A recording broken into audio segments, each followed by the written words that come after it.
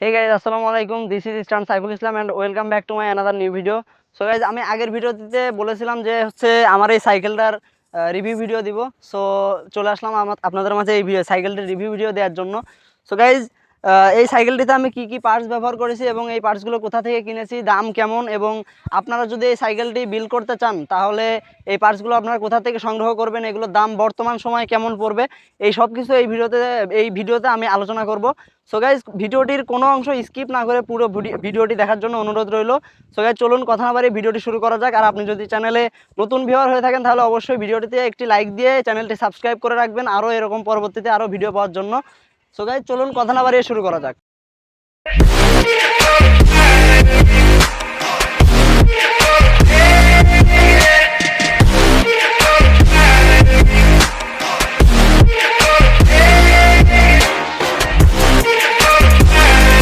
তো guys, eastern সাইকেলের main যে জিনিসটা সেটা হচ্ছে সাইকেলের ফ্রেম। আর আমার সাইকেলের যে ফ্রেমটা আপনারা তো সবাই জানেন, বোর্ডসের ফ্রেম। তো এই বোর্ডসের এই ফ্রেমটার আর মানে আলাদা কোনো মডেল নাম্বার নাই, শুধুমাত্র বোর্ডসের এই একটা ফ্রেমই বাংলাদেশে মানে স্ট্যান্ডের জন্য, মেনলি স্ট্যান্ডের জন্য এই ফ্রেমটা বাংলাদেশে লঞ্চ হয়েছে। আর এটা আপনার ইমাম সাইকেল স্টোরে অ্যাভেলেবেল পাওয়া যায়।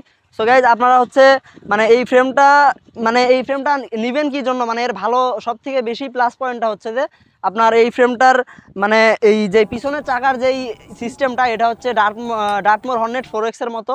তো এই ফ্রেমটাতে আপনি যখন পেগ হুইলি মারবেন, মানে পেগ হুইলি মারার জন্য এই ফ্রেমটাতে মানে আপনার কোনো ধরনের কোনো প্রবলেমে পড়তে হবে না, কারণ মানে উইস্কোর মতো এটাতে আপনার চাকাগুলো বেরোয় যাবে না। আর উইস্কোতে আপনার মানে পেগ হুইলি মারার জন্য বা পেগ সেট করার জন্য আপনার অনেক প্রবলেমের ফেস করতে হয়, যার কারণে উইস্কো ফ্রেমটার থেকে এটা অনেক বেটার। যার কারণে আমি সাজেস্ট করব আপনাদেরকে এখন এই ফ্রেমটা নেওয়ার জন্য। সো গাইজ, এই যে বোর্ডস ফ্রেমের সাথে আপনারা মানে শুধু যখন ফ্রেমটা কিনবেন তখন আপনার ফ্রেমের সাথে শুধু হেডসেট, এরপরে আপনার সিট পোস্ট, সিট ক্ল্যাম্প, এবং আপনার ইয়েটা পাবেন, ডেরা হ্যাঙ্গারটা পাবেন। আর এই সব কিছু মিলায় আপনাদের ফ্রেমের দাম পড়বে 17,000 টাকা। মানে আমি 17,000 টাকা দিয়ে নিয়েছিলাম। আর বাজার তো মানে সবসময় এক থাকে না, কোনো সময় আপ হয়, কোনো সময় একটু ডাউন হয়। সো আপনারা 17,000-এর আশেপাশে আপনারা এই ফ্রেমটি পেয়ে যাবেন। তো গাইজ, পরবর্তী যে জিনিস নিয়ে আমি কথা বলবো সেটা হচ্ছে সাইকেলের ফর্ক। আর এখানে আমি রকশক্সের XC28 মানে কয়েল ফর্কটা ইউজ করেছি, এয়ার ফর্ক না। সো এই ফর্কটা অবশ্য এখন বাংলাদেশে অ্যাভেলেবল পাওয়া যায় না, আপনারা আরও অন্যান্য ব্র্যান্ডের ফর্ক আছে সেগুলো ইউজ করতে পারেন। আর রকশক্সের এই ফর্কটা স্ট্যান্ডের জন্য পারফেক্ট, যার কারণে আমি এই ফর্কটা ইউজ করি। সো আপনারা আপনাদের ইচ্ছা মতো যে কোনো মডেলের একটা ফর্ক নিয়ে নেবেন। গাইজ, এবারে যে জিনিসটি নিয়ে কথা বলবো সেটি হচ্ছে সাইকেলের রোটর। তো এখানে আমি শিমানো RT56 রোটর ইউজ করেছি। তো এই রোটরটি বাজারে একদম অ্যাভেলেবল পাওয়া যায়, আপনারা চাইলে এটি নিতে পারেন অথবা এর থেকে ভালো নিতে পারেন। আর এরপরে টায়ার নিয়ে কথা বলি। সামনের টায়ারটা হচ্ছে ম্যাক্সিস হুকাম টায়ার। এটা অবশ্য এখন খুব মানে রেয়ার, এটা পাওয়া যায় না। আর যে রিমটা ব্যবহার করেছে রিম হচ্ছে আপনার এলএক্সের রিম। তো এলএক্সের রিম এখন না পাওয়া গেলেও আপনার ম্যাভিকের রিম পাওয়া যাবে, ওটাও অনেক ভালো পারফরমেন্স, মানে সেম পারফরমেন্স বলতে গেলে। আর আমার এই রিমটা আগে কিনা হয়েছিল, যার কারণে আমি এলএক্সটা ইউজ করি। আর যে টায়ারটা, এটা হচ্ছে স্ট্যান্ডের জন্যই এই টায়ারগুলো বেস্ট। তো আপনারা চাইলে যদি এই টায়ার না পান এখন বাজারে, তাইলে অন্য টায়ারও নিতে পারেন, সমস্যা নাই। আর এরপরে সামনের যে হাবসটা আমি ইউজ করেছি, হাবসটা হচ্ছে আপনার কুয়ান্ডো, এটা হচ্ছে বলের হাব, বিয়ারিং না। তো আপনারা চাইলে এখন আরও মানে ARC-র অনেক ভালো ভালো হাব পাওয়া যায়, বিয়ারিংয়ের হাবগুলো। তো আপনারা চাইলে সেইগুলোও নিতে পারেন, সমস্যা নাই। আর কুয়ান্ডোর এই হাবটাও স্ট্যান্ডের জন্য ভালো, আমি যার কারণে এটাই ইউজ করি। সো গাইজ, আমি আমার সাইকেলটিতে সামনে এবং পিছনে দুইটা ব্রেকই M-Purpose 7-এর ইউজ করেছি, শিমানো ব্র্যান্ডের M-Purpose 7।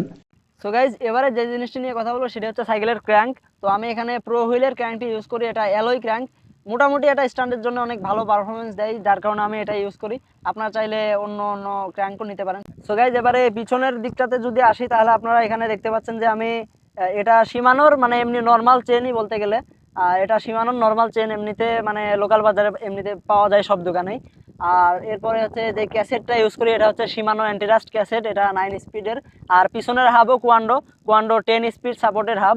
আর এখানে আমি ডেরাটা ইউজ করেছি ডেওরের ডেওরের এই ডেরাগুলো আপনারা শিমানো ডেওরের ডেরা আপনারা এখন মোটামুটি 2000-2500 এরকমই দামে পেয়ে যাবেন। আর এরপরে পিছনেও আমি ম্যাক্সিস হুকাম টায়ারটা ইউজ করি। আর যেই রিমটা আছে এটা অ্যালেক্সের রিম। আর এখানে সিট আপনারা মানে নর্মাল যেই বাজারে যেই সিটগুলো পাওয়া যায় সেইগুলা। তো এই সিটগুলো আপনারা স্টান্টের জন্য যে সিটগুলো আপনারা ইউজ করবেন সেগুলো একটু মানে একটু চওড়ার উপরে সিটগুলো ইউজ করবেন। আর রেসিং সাইকেলের যে সিটগুলো হয় ওইগুলো হচ্ছে চিকুন টাইপের। তো স্টান্টের জন্য মোটামুটি মানে একটু মোটা এবং একটু চওড়া টাইপের সিটই বেটার হয়। সো গাইজ পিছনেও আমি M4+7 ব্রেকটা ইউজ করি। আর আমার সাইকেলের যে হ্যান্ডেলটা আছে এটা হচ্ছে ওয়েকের হ্যান্ডেল, ওয়েকের একটা নতুন মডেলের হ্যান্ডেল। এগুলো মোটামুটি 700-800 বা 850 এরকম দামে আপনারা পেয়ে যাবেন। তো আপনারা হ্যান্ডেলটা আপনাদের নিজের ইচ্ছা মতো ইউজ করতে পারবেন, সমস্যা নাই। আমার এই হ্যান্ডেলটা ভালো লাগে যার কারণে আমি এই হ্যান্ডেলটা ইউজ করি। আর স্টিম এখানে ওয়েকের স্টিম ব্যবহার করি আমি, এটা একদমই লো প্রাইসের স্টিম। সো গাইজ আজকের এই ভিডিওটি এই পর্যন্তই। আশা করি ভিডিওটি আপনাদের সবার কাছে ভালো লেগেছে। আর যদি ভালো লেগে থাকে তাহলে অবশ্যই একটি লাইক দিয়ে দিবেন এবং চ্যানেলটি সাবস্ক্রাইব করে দেবেন। আর আমার চ্যানেলে 1000 সাবস্ক্রাইবার হতে আর অল্প কিছু সাবস্ক্রাইবার লাগবে। সো গাইজ দ্রুত আপনারা সবাই সাবস্ক্রাইব করে দেন। আর ভিডিওটি ভালো লাগলে অবশ্যই একটি শেয়ার করে দেবেন। সো গাইজ দেখা হবে আবার পরবর্তী কোনো ভিডিওতে। আর পরবর্তী ভিডিও কী নিয়ে চান এটা একটু কমেন্টে জানিয়ে দেবেন। আর এই ভিডিওটার মধ্যে যদি কোনো ভুল ত্রুটি হয়ে থাকে তাহলে অবশ্যই ক্ষমার দৃষ্টিতে দেখবেন আর আপনারা কমেন্টে জানিয়ে দেবেন।